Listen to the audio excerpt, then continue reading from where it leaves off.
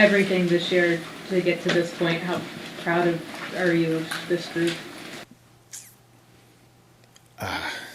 It's hard to say. I'm so proud. Obviously, we're hurting. What a game to finish it on.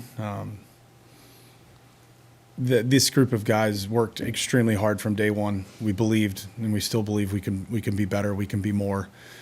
But I couldn't be more proud of what this group accomplished. There's only one team that gets to win the last game of the year, and fortunately, it's not going to be us. But we accomplished a lot as a group. We got better. We worked extremely hard. I can't thank the guys enough for their hard work, and the coaching staff and support staff for all the work they put in. I couldn't be more proud of this group. We just didn't quite get as far as we wanted to. I don't know if you can pack more dramatic home runs into a 3-game span that you and the Yankees just did. What is it like to live in those moments? Every emotion, fun, agonizing, everywhere in between. You feel like you played a very good series and walk out of here, not winning it. And any one of those games could have gone either way. Just didn't go our way, and it was an exciting series to watch. I mean, great games throughout, and credit to them. They're a phenomenal team, and they've earned their way there. His final pitch notwithstanding, was that more of Tanner than you expected, and really no to see out there? Tanner stepped up and was a guy today. He was a number one today. Short rest and gave us 5 2/3 of excellent pitching. One mistake, and it got hit. And I'm so proud of Tanner for stepping up. I'm so proud of him. He wanted to take the ball, short rest, and did his job and then some today. And I couldn't be more proud of him.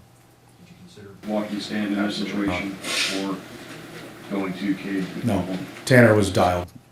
Tanner had struck him out twice. He had him on the ropes. One mistake. That right there, I trust Tanner on him. The way he was throwing the ball, I would not. You give me 100 more times, I'm not putting him on right there. What's the biggest learning experience that you've learned from your first year?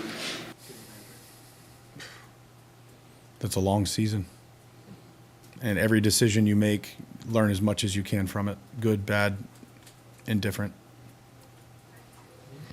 With Tanner, just from where this year started to where he is now, just what maybe the biggest thing of growth that you saw from him this year? Just the consistency at which he competed.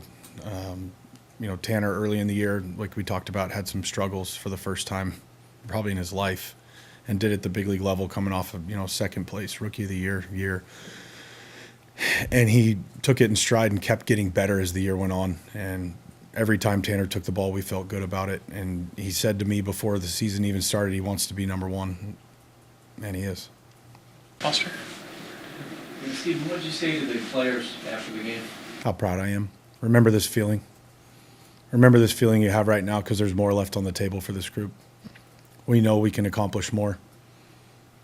But be proud of what we accomplished overall and use this to fuel your off season. You live in a world where the line between winning and losing is so thin. How hard is it to not overanalyze certain decisions when you know that one little thing could be just enough or just not enough? The way I do it is I ask myself what's true. You can write a narrative in your head and spin yourself down a negative path and beat yourself up and second guess and go back. But what's true is you made what you thought was the best decision in the moment, and then you leave it behind. I have a mentor of mine that says, learn the lesson, leave the event. You leave the event behind and you learn everything you can from it. And there's no going back. Everyone makes mistakes. Everyone makes good decisions, bad decisions, or they just didn't work. So for me, it's learn the lesson, leave the event. Rocchio just tried to do a little too much there. I don't know. I didn't see it. It just looked like just tipped off the top of his glove. Joe? Yes. Brendan? First year in Cleveland, can you elaborate on how you have felt embraced or loved by the city? Our fans were outstanding this year. I mean, we packed this place all year. They showed up. They supported us. Everywhere you go around town, there's Guardians hats, shirts, sweatshirts, flags on houses. This city loves their sports teams. That was really cool for me to learn over the course of this first year, is just how dedicated, loyal, and I'm thankful they embraced a first-time manager taking over for a legend, and I couldn't be more thankful. One's in the last row here. You talked before the game about Class A and he'll be back out there tonight. What do you think of how he responded, and was there any thought of him going back after the 10th? He responded the way I thought he would. You know, this is the best closer on the planet. I'll stand by that. And the year he had, who he is, you're not letting anyone else take the ninth inning.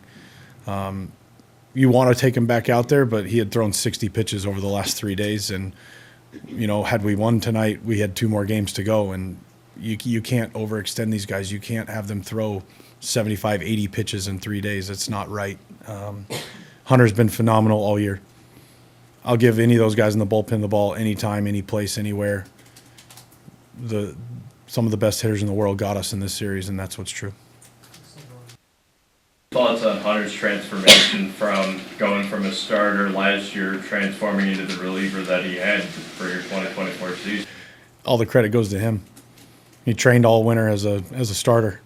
He trained all winter to be in the rotation, and we have a couple injuries, and he says, I'll go to the bullpen. And he turns himself into probably one of the top setup men in baseball this year. All of our bullpen guys deserve a ton of credit for the season we had and where we are. And I can't wait to see him again next year. I know we've asked you so many times to share about this bullpen, but to think of where you started this year, of not really knowing who was going to be where or who was even going to fill out the whole bullpen on opening day, to what you watched all season long, now that you can start to reflect a little bit more, just how did it happen and how impressive was it? I don't know how it happened, other than these guys are special, and Carl Willis, Joe Torres, and Brad Goldberg are superstars. They helped these guys learn how to be relievers, and they helped them, you know, get their stuff under control and be consistent every single night. And what they did individually to step up and take the ball for this team, what seemed like every single day, all of them threw, and they carried us here. If it wasn't for that group of guys in the bullpen, we wouldn't have got this far in the season, and they deserve a ton of credit for that.